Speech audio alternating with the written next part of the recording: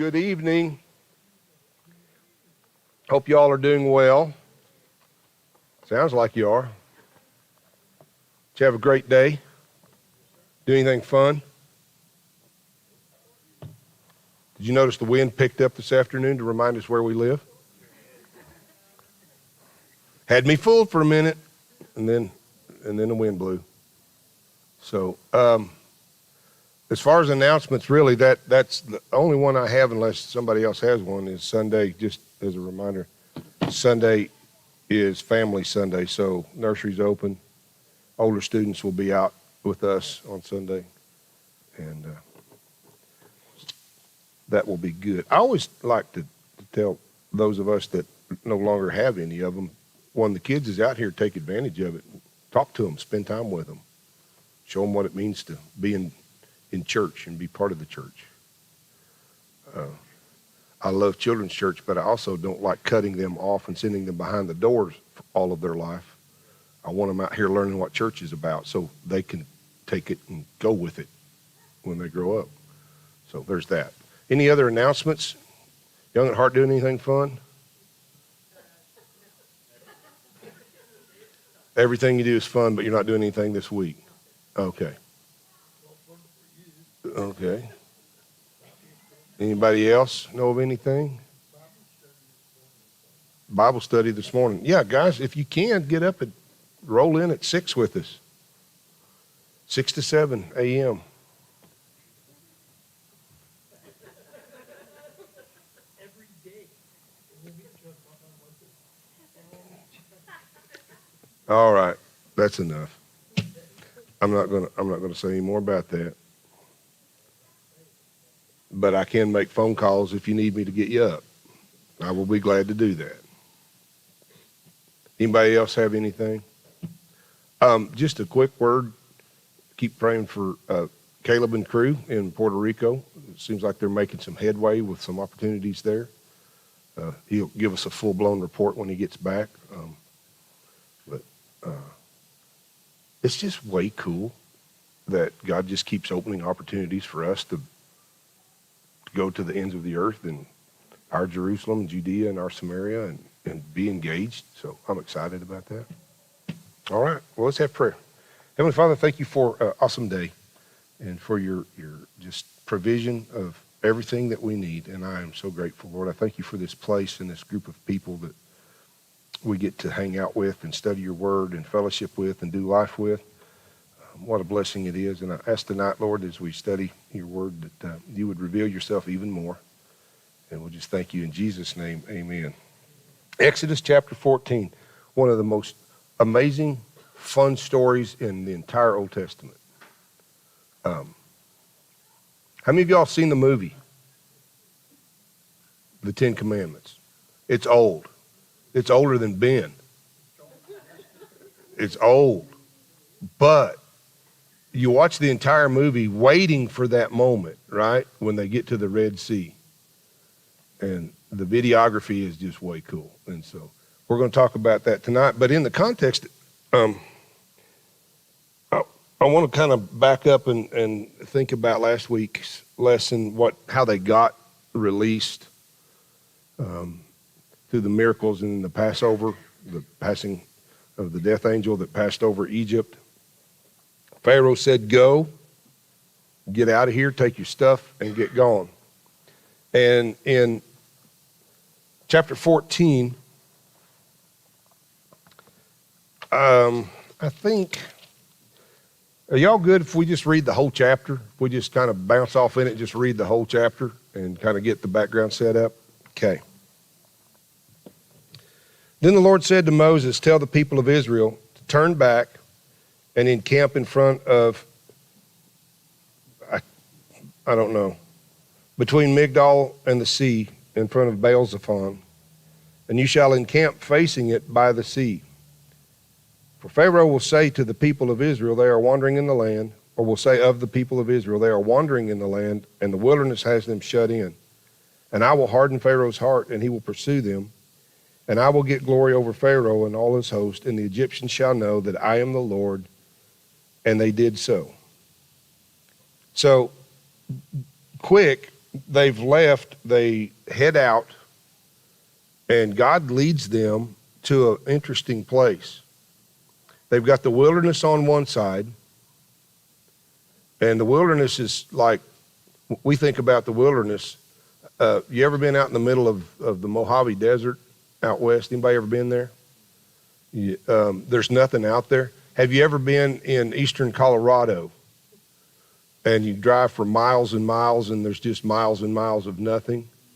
Think of the wilderness. It's not really a very good. So he leads them and has them camp at this place, and this place is set up where the wilderness is on one side, the Red Sea's on the other side, and Egypt is. So they're boxed in. If they go one way, it's the wilderness. They go the other way, the Red Sea's got them blocked. The only out is to go back to Egypt. So that's where they're at, and that's where he's had them camp. Verse 5, when the king of Egypt was told that the people had fled, the mind of Pharaoh and his servants was changed toward the people, and he said, what is this we have done, that we have let Israel go from serving us? So he made ready his chariots, and he took his army with him, and he took 600 chosen chariots, and all the other chariots of Egypt with officers over all of them. And the Lord hardened the heart of Pharaoh, king of Egypt. That's important. I want to talk about that in a minute. And he pursued the people of Israel while the people of Israel were going out defiantly. The Egyptians pursued them, all Pharaoh's horses and chariots and his horsemen and his army, and overtook them encamped by the sea by Piharatharoth in front of Baal-zephon. When Pharaoh drew near, the people of Israel lifted up their eyes, and behold, the Egyptians were marching after them, and they feared greatly. And the people of Israel cried out to the Lord. They said to Moses, is it because there are no graves in Egypt that you have taken us away to die in the wilderness? What have you done to us, bringing us out of Egypt? Is not this what we said to you in Egypt? Leave us alone that we may serve the Egyptians. Also note that. I want to discuss that. For it would have been better for us to serve the Egyptians than to die in the wilderness. And Moses said to the people, fear not, stand firm, and see the salvation of the Lord, which he will work for you today. For the Egyptians whom you see today, you shall never see again.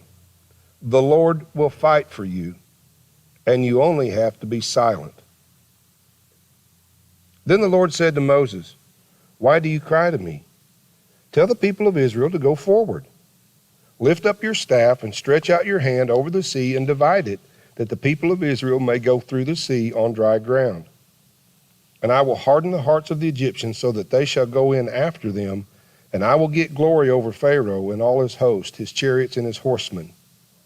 And the Egyptians shall know that I am the Lord, when I have gotten glory over Pharaoh, his chariots and his horsemen.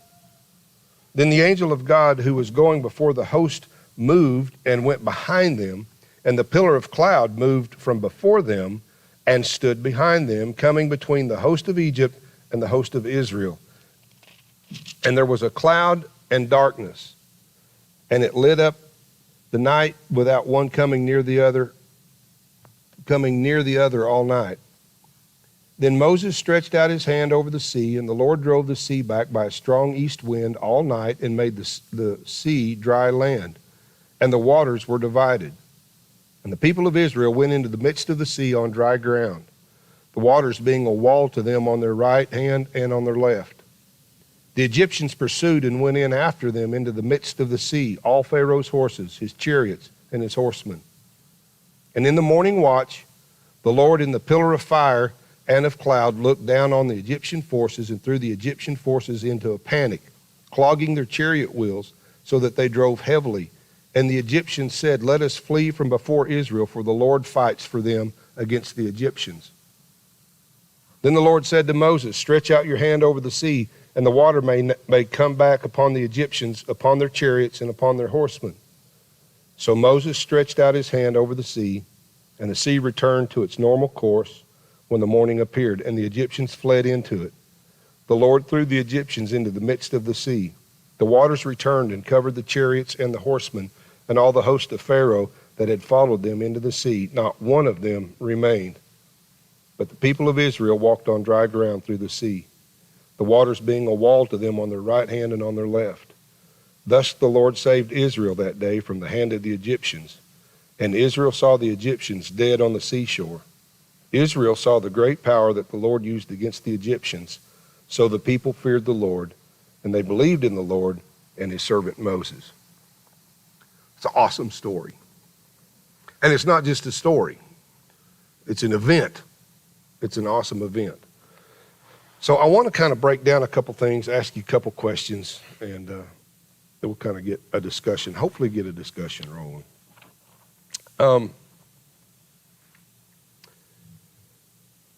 Why do you think that God may allow us to face difficult circumstances? Why do you think that he sometimes guides us and leads us into a difficult place? Well, to learn to trust him, okay? When you think about it, the Israelites were slaves in Egypt. 430 years. They cried out to God. He heard them. He leads them out. And when he leads them out, he doesn't take them on a straight, easy path. He takes them around and around, right to the edge of the wilderness and backed up against the Red Sea and Egypt behind them. Well, that doesn't sound like a real good spot to be, does it? In fact, it sounds like surely God would have done a better job of leading me than bringing me to this place. Can't go to the wilderness. I can't survive in the wilderness. What do I do with the water? Well, I can't fix that. There's nothing we can do. And so the question is, have you ever considered that some of the difficult places that you find yourself in, you're in because God led you there, intentionally? I just want to ponder on that for a minute. You mean God would lead us into a hard place? And it's more than just hard.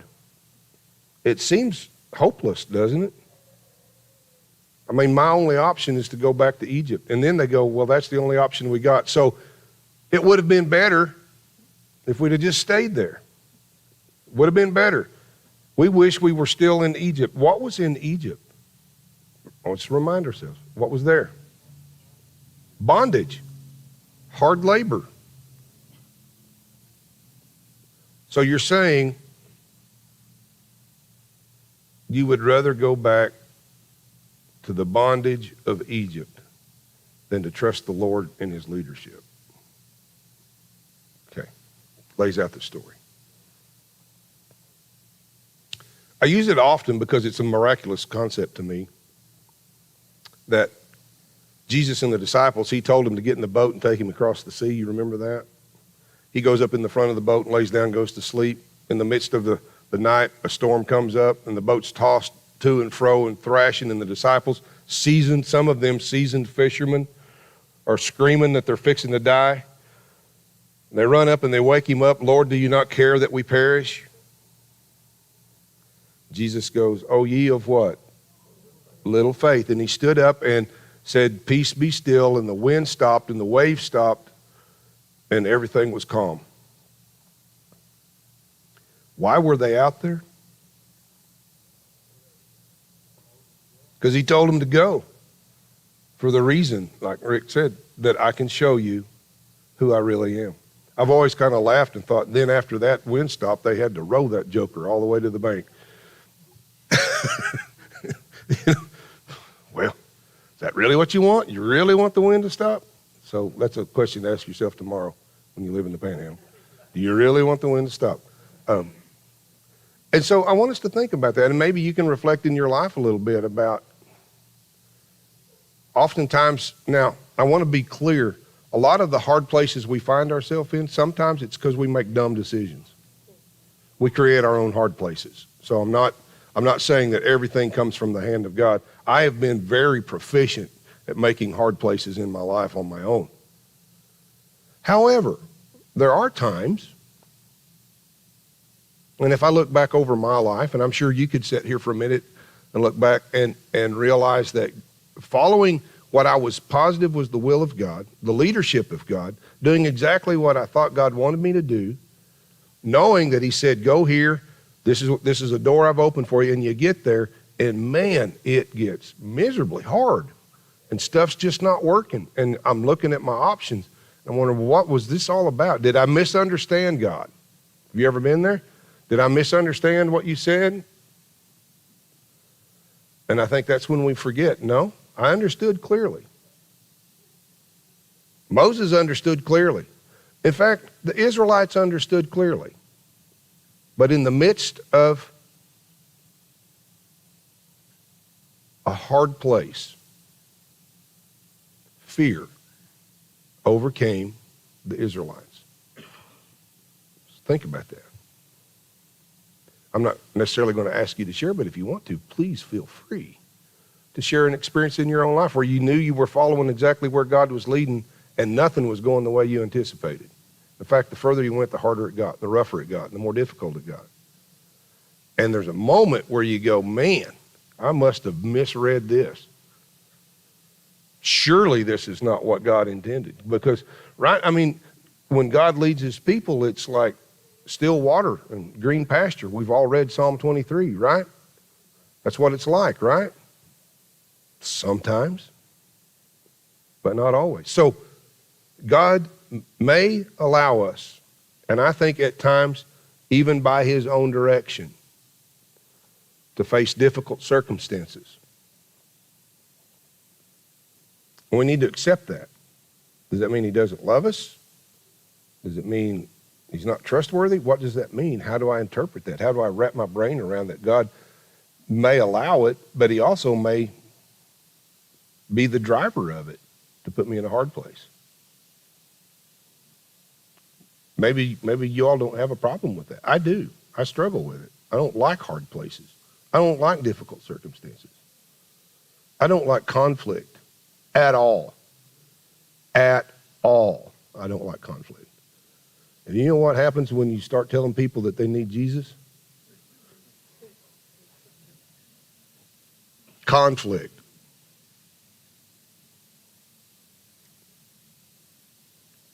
So let's think about the Israelites' response. To me, it's fascinating, having seen what they just saw take place in Egypt. A few days ago, what did they see take place? Plagues. And there were a few plagues that the magicians go, oh, we can do that. And God's like, okay, do it. Now do this. And they couldn't. And they saw Pharaoh, his own house, Pharaoh's house, hit by the passing of the death angel, and the firstborn of Pharaoh died. Who does Pharaoh say he is? God. They just saw the miraculous movement of God to bring them, and it's no small task to bring 600,000 men plus women and children. Most Bible scholars estimate that there were around 2 million people booking out of Egypt in the caravan. That's a large number of people. And I said, let's look at Israel's response. First, let's look at Pharaoh's response. I want to do that first. Pharaoh was like, this was terrible. Y'all get out of here. Get out of my face. Leave and go. Huh? They gave him rings. They gave him money. Said, leave. Just leave us alone. And then Pharaoh goes, wait a minute. I just lost 600,000 workers.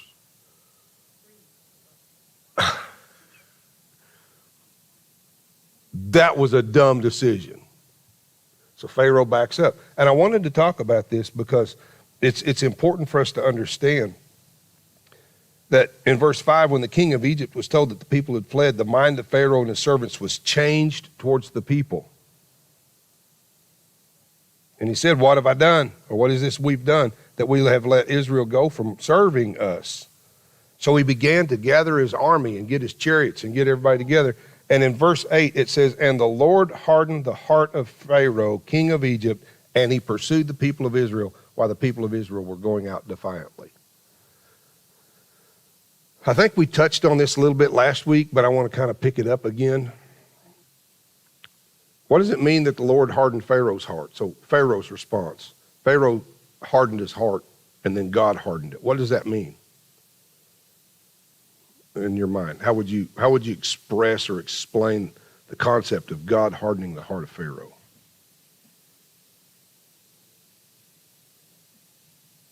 Because it seems unfair, doesn't it? Does it? I mean, if God hardens my heart, what is that fair? Because I didn't do that. But what's the indication in the story? He lets you do that which you want to do. What had Pharaoh already made up his mind to do before it says the Lord hardened the heart of Pharaoh? He gathered the army. He said this was a dumb idea. Let's go get them. We've turned loose our entire workforce. We need these people back. So Pharaoh hardened his heart.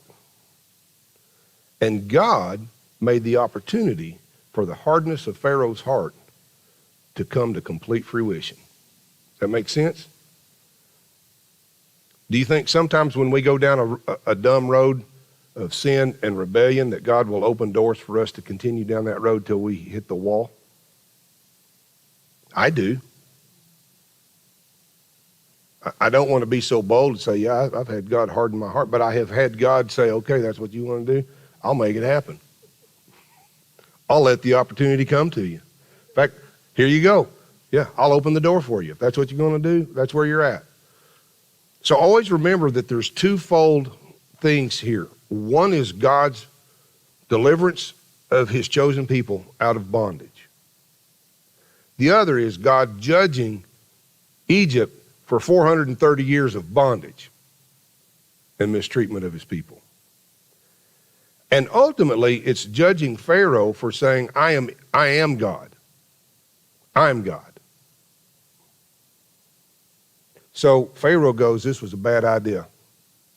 Let's go get them. What were the Israelites' response to this? They're backed up in this camp, Red Sea, wilderness, Egypt.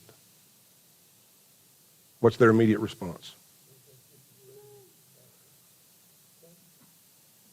Well, this was a dumb idea.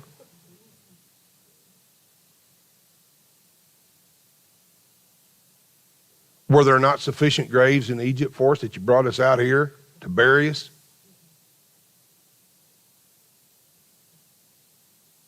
We'd be better off if we were back under bondage as servants, slaves, making bricks for Pharaoh than we are right now. I just want to throw that out. And I want to ask a serious question. When God leads you out of bondage, sin, and then you get in a hard place in your walk of faith, is it easy to go, man, it'd be easier to go back to what I came from? I'm familiar there. It wasn't great, but I'm familiar there. I'm comfortable in that place. And this is not comfortable. Following the leadership of God is the least comfortable thing you'll ever do in your life. I just want you to know that. And Israel had it's kind of a crisis of faith almost at a moment here where they're like, I thought that he was taking us to the promised land. Well, this isn't it. This is not what we signed up for. We thought we were going to go and be left alone and we would prosper and life would be good. And it's like I thought when I got saved that people would be nice to me and the devil would leave me alone. Neither of those are true. Well, what's the point of being a Christian if life's going to be like this? What's the point of following God if life's going to be hard? Is that a real question? It's not about life. So God put him in a place to say, okay, let me show you who I really am. And I'm going to throw this out, and I just want to know. I don't think we ever can fully understand God apart from some suffering and difficult circumstances. I don't think we ever can really know who he is apart from these kind of circumstances in life. Don't understand freedom without understanding change. Do what? Don't understand freedom without understanding change. We don't understand freedom without understanding the chains, the bondage that we were in. And you can't walk with one leg in bondage and one leg in freedom. So they had to make a decision whether they're all in or all out. What are you going to do? Do you trust me? Or are you going to follow me? And I look at this, and it says in verse 10, when Pharaoh drew near, the people of Israel lifted up their eyes, and behold, the Egyptians were marching after them, and they what? Feared greatly. They feared greatly because the army of Egypt was coming after them. And I want to just say this. To be fair, the army of Egypt was pretty impressive. They were seasoned warriors, battle-hardened, ready, chariots and horses and swordsmen. They were the kind of people that would strike fear, because what were the Israelites? Brick makers. They weren't prepared for battle. They didn't do battle. They did labor. And so they saw the enemy coming, and I want to be fair to them, they looked up and they were fearful of the enemy because they felt unprepared, unskilled, and uncertain of their capacity to do anything about it. Does that ring a bell? When you follow God and the enemy comes, has anybody ever questioned you something about the Bible and they knew the Bible better than you did, but they didn't believe it and you do, but you can't answer it because you don't know? Have you ever been in that position? And you're like,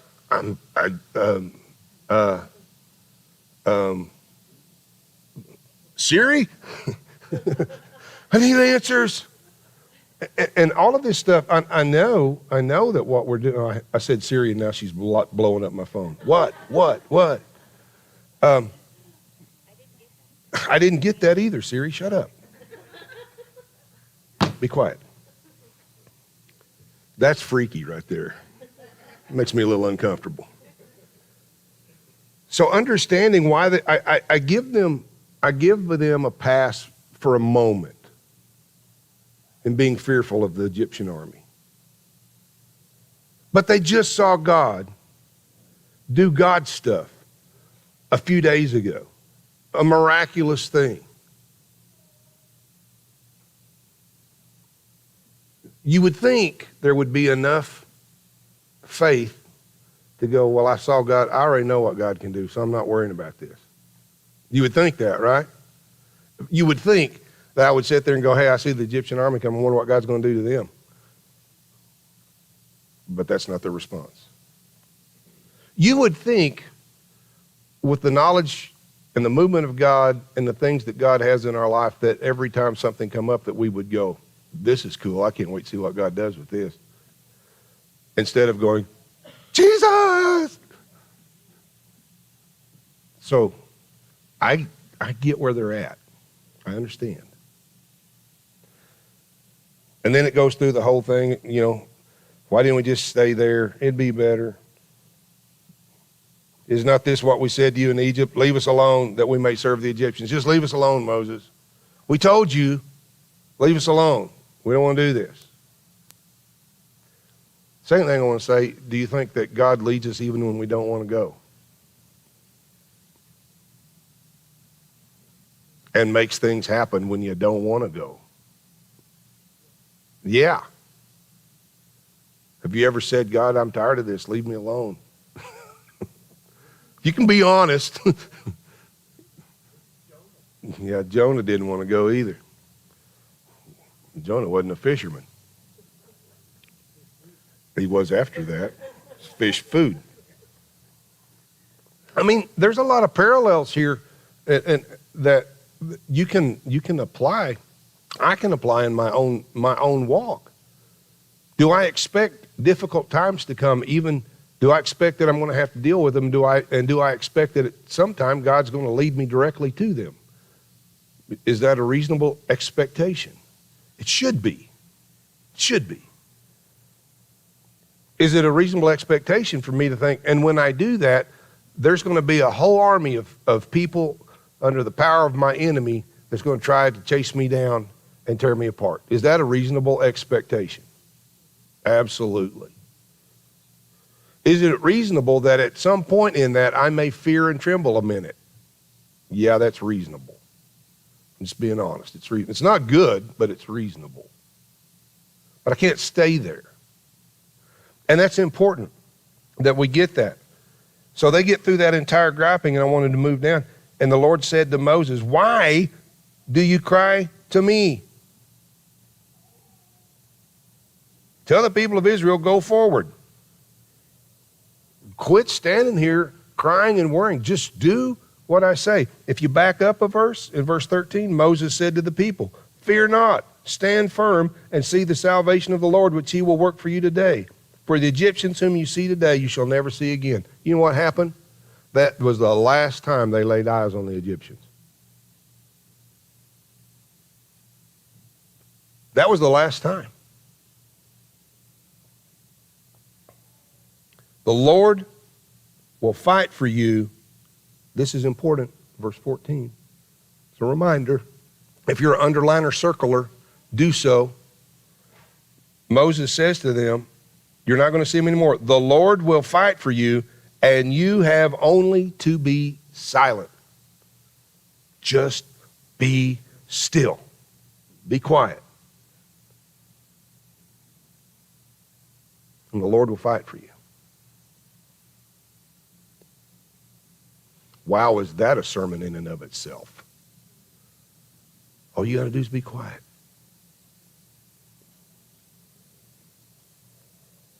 So then he says, lift up your staff, stretch out your hand over the sea and divide it. The people of Israel may go through, and I will harden the heart of the Egyptians. We get to that. Verse 19, the angel of God who was going before the host. This is a cool move. I don't know if you caught this. The angel of God who was going before the host, remember? He led them with the angel of God in front of them, and there was a pillar of fire and a cloud to shade them. As they're coming out, the angel that was before them moved behind them. Why is that important? What's behind them? Egyptians. In the midst of God's leadership, there will come a time of God's protection. When God's leading you, he will see to it that you are also protected. I believe that. So the angel of the Lord that was in front led them up to the wilderness and the Red Sea, and then he shifts and he goes behind them and stands between them and the Egyptians, blocks the Egyptians from coming.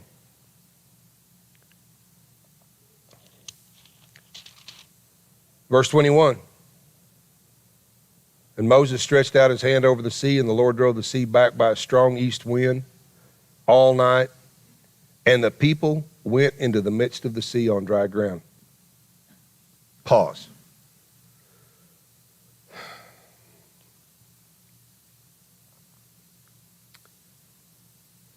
These people had just a few moments ago been screaming and crying and complaining and wanting to go back to Egypt and be servants again. And I'm going to put this together. Moses says, won't you all just be quiet and wait and see what God's going to do?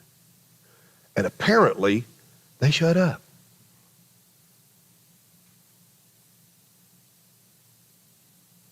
And then God said, all right, Moses, now. Do you see the sequence? When do you hear the loudest from God? When you're talking to him or when you're listening to him? That's a redundant question, but let's just be honest. How often do we take time to just be still and quiet instead of coming before God with a laundry list of prayers? Just saying, God, I just want to listen. I just want to be still. Moses said, y'all be quiet, be still, be silent.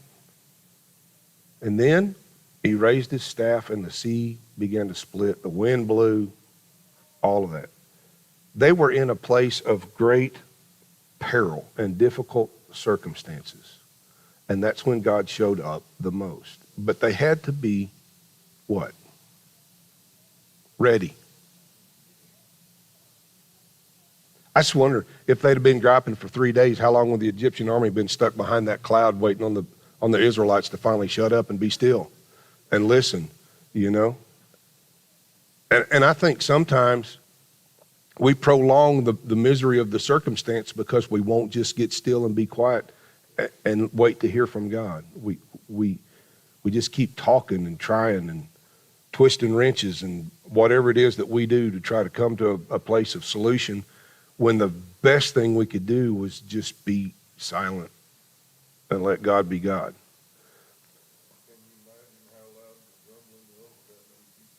Yeah, 2 million people grumbling. It's like, Moses is like, and there will be more. I wish we could say this was the last time they grumbled, but you know, I wish I could say this, that I haven't grumbled anymore since the last, well, I haven't grumbled anymore since the last time I grumbled. You know, so there's that. But finally they got still. And he says, would you be still and see the salvation of the Lord? Side note, do you think we miss the things that God's doing because we're not looking for them? We just are too busy trying to do it ourselves and figure it out and asking opinions and asking questions, and God's doing stuff and we don't see it because we're not looking for it. When they finally stopped and said, okay, then God moved. And did he move? Think about this. This was something that came up in my brain because I watched the movie. I've seen it like 10 times. And, you know, the sea parts out and there's this path, and, you know, and they just kind of file in there and they go. Do you know how wide a piece of ground you need for 2 million people to walk across? This isn't like 100 yards wide. He spread this thing out and and the ground was dry. It's a big chunk of the Red Sea that opens up in parts. It's big enough for 2 million people to go across it in a night. And it's big enough for the entire Egyptian army to run out into the middle of it. I don't know. This is all speculation.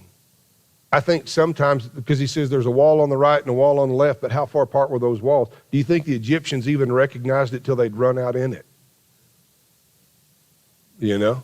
They weren't looking for it. It wasn't their miracle. It wasn't their salvation. They weren't looking for it. They're just chasing them down.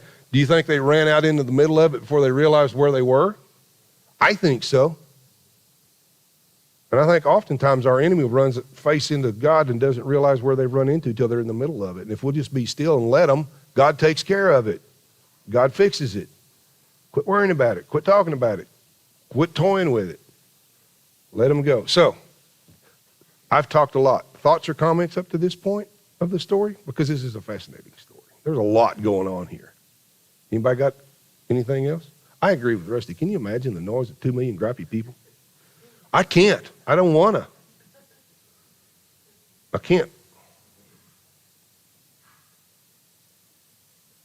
Anybody, anything stand out up to this point? Because it gets even better. So, one more time, key truth. God may allow us to face difficult circumstances. True.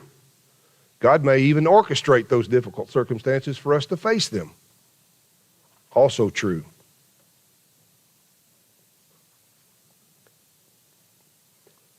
Second part.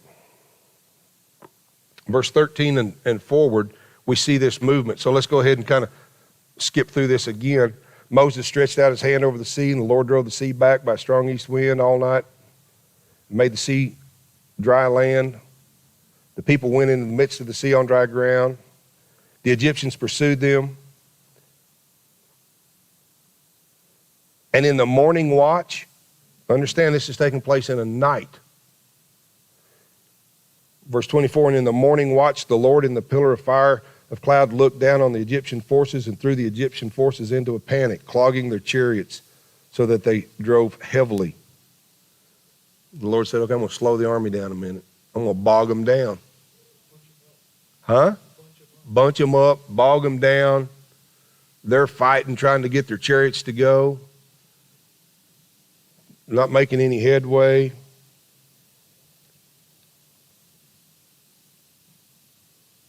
And the Egyptians then said, now let's look at the perspective from the Egyptian soldiers. What did the Egyptians say? Let us flee from before Israel, for the Lord fights for them against the Egyptians. Even the Egyptians understood what was taking place now. Now, I want to just make a comment. Sometimes we forget that unbelievers watch us closely in our lives and everything we do.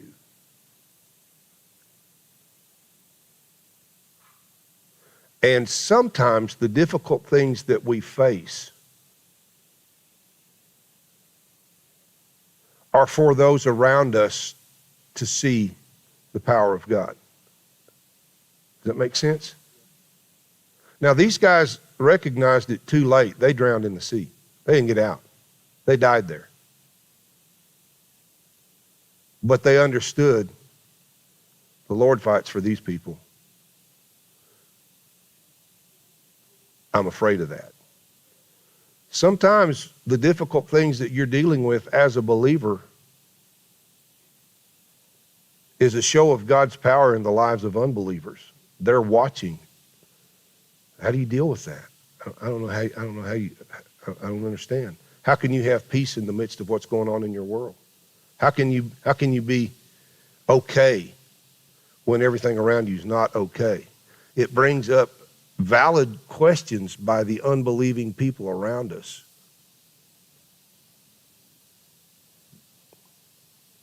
Then the Lord said to Moses in verse 26, stretch out your hand over the sea, then the water come back upon the Egyptians, upon the chariots, and upon the horsemen.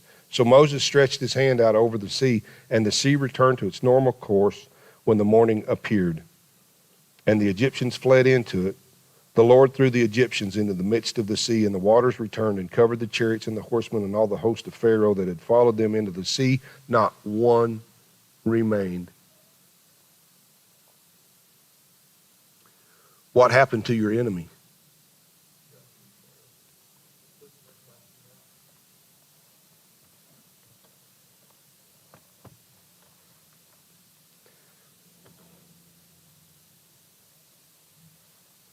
If we could just hold on to that and understand that as children of God,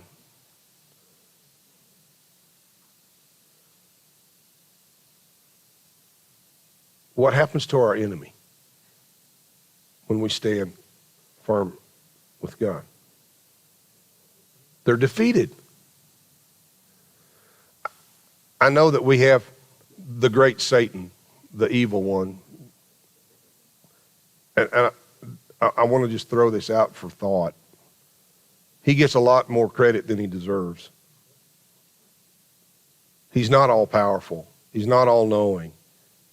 He can't be everywhere at the same time.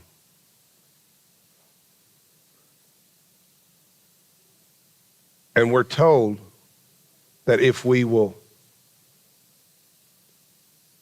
point it out, follow the Lord and stand in faith, that the enemy will flee from us. Right? So why do we give him more credit and more power than he actually has? Why do we do that? I don't know. But we can look at this story and go, you know what? The Egyptians were a powerful army. They were scary. Ha, ha, ha, till they all drowned in the Red Sea. Now they're not so scary. They were never going to touch the children of Israel again.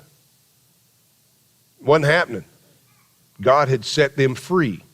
The enemy was not going to touch them again. Does that make sense? They were not going to put them back in bondage. They were never going to lord over them again. They had no authority over God's children ever again. May I say, because we're the children of God, by grace through faith in Christ Jesus, the enemy has no authority over us. Don't give him authority that God has removed from him. Don't give him place that God has taken him down from. There's a lot to learn in this story about how God deals with his people. Thoughts? Ideas?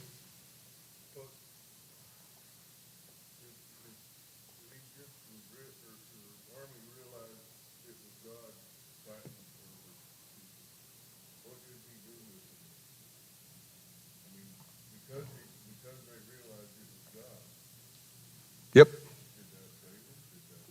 Was that a aha moment of salvation for the Egyptian army? That's a question for God. I don't know. He followed through with his judgment of Egypt, which included these men. Same question could be asked of what about the Roman soldier that said, truly this was the man of God? Was that a confession of salvation, or was that like, yeah, I guess he was who he said he is? Huh. And then went on. I don't know. So I don't have an answer to that. But I trust a righteous and just God to do what is righteous and just. And so they walked through, and the waters returned in verse 28 and covered the chariots and the horsemen and the host of Pharaoh that had followed them into the sea. Not one of them remained, but the people walked on dry ground through the sea, the waters being a wall on their right and on their left. And I want to look at the last two verses, and then we'll kind of. Thus the Lord saved Israel that day from the hand of the Egyptians. And Israel saw the Egyptians dead on the seashore.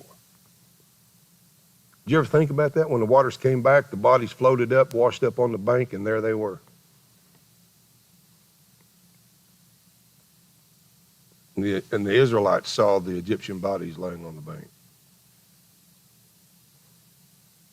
They saw firsthand the judgment of God. At the same time, they saw the salvation of God.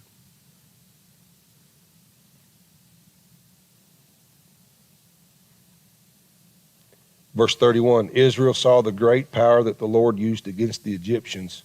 So the people feared the Lord, and they believed in the Lord and in his servant Moses. For a minute. Till it got hard again. Till the next time.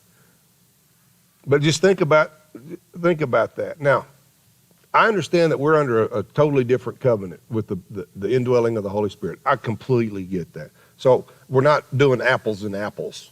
We have the completed Word of God in the presence of the Holy Spirit.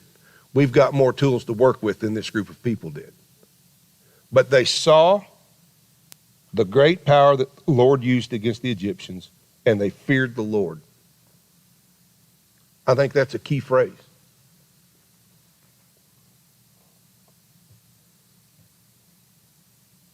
They saw what God could do. This isn't the first time they saw that. Like I said, they just watched all the plagues in Egypt. They saw what God could do. They were there on the Passover night. They saw and heard the cries of all of Egypt screaming as their firstborn was dead. They heard the moms weeping and the dads screaming. They were there. They saw it. They witnessed the power of God. And a few days later, they forgot all about it until they saw it again.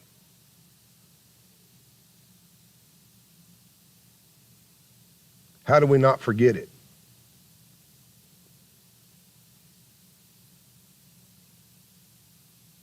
The movement that we've seen God make in our own life. How do we not forget about that?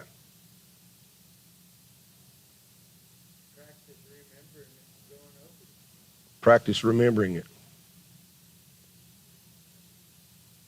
So, I don't know where you grew up in church, but I know where I did. And the little churches that I grew up in. There used to be a thing that we did pretty regular called a testimony service. Anybody ever remember them or been around one of them? And the preacher would stand up and say, hey, we're going to have a testimony service. Anybody got a testimony? And somebody'd stand up, and it was usually the same people, and they would recount a story of what God did. You remember those? Now, I always assumed that meant the pastor didn't work hard enough to have a sermon ready, so he just, hey, I ain't got a sermon today, so we're going to have a testimony service. Y'all preach, okay? And that may be, but there's something about remembering the movement of God when he does it and bringing it to your mind, the faithfulness of God, and dwelling on it. Because the next circumstance that comes up, you're going to need something to remind you that God is faithful. I trusted him then, and he delivered me. I will trust him now, and he will deliver me. And he will do that the next time, and the next time.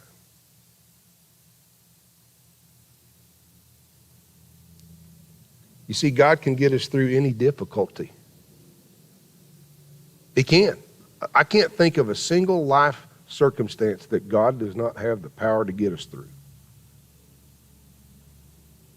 And there's some pretty spooky, tough stuff out there. But is God able? Yeah. But what if his deliverance doesn't look like what I intended it? It's not what I had pictured. I'm pretty sure when they left Egypt, the Israelites had no concept of being pinned up against the wilderness, the Red Sea, and having to walk through the middle of the Red Sea on dry ground. That did not enter their mind about what this trip to the promised land was going to look like. Wasn't on the radar. And I can promise you that in our walk of faith, in our journey with God, we're going to find ourselves in places that we did not expect to see. I never thought this would happen to me. I never saw this coming. And it's at those moments that you go, yeah, but I'm here. And I remember another time when God's deliverance came. And it took me a place I didn't expect to go. And it looked totally different than I thought it would look. But nonetheless, God is faithful. Does that make sense? And so I think it's important for us to practice, like Ben said, practice remembering the faithfulness of God in our own life. Practice remembering that. Recite it. Now, an interesting thing, fast forward,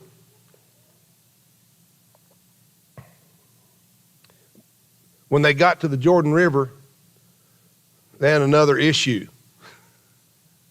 And they spent 40 more years in the wilderness, right? Till an entire generation passed away. And think about that, an entire generation, they all died without seeing the promised land. And then God brought them back to the same place, and this generation said, okay, let's go. They had heard the story of the Red Sea. Now, this is bizarre to me. They'd heard the story of the deliverance of Egypt. They knew the story of the passing of the Red Sea. They even knew the stories of God's provision in the wilderness. The people that he did it for forgot it. But the next generation remembered it. And so, if I can just say this, you might think it does us no good to tell our children, grandchildren in this generation the things of God because they don't listen. Yes, they do. Yes, they do. Yeah, they do. And so when they crossed the Jordan River the second time, the first time when they went across the Jordan with Joshua, Joshua said, hey, stop and pick up 12 stones out of this river and you stack them up over there. And you make a pillar of stones. And so they're not like picking up river rocks. They're carrying out stuff. And they stack these up. And I've always loved this. And then when your children ask, what do these stones mean? You can tell them of the deliverance and the faithfulness of God. So here's a question. How many stones do you have stacked up for your kids? And I'm pretty sure there were some times when they would pass back by when life got hard and they'd look at those rocks and go, yeah, but I remember. I remember.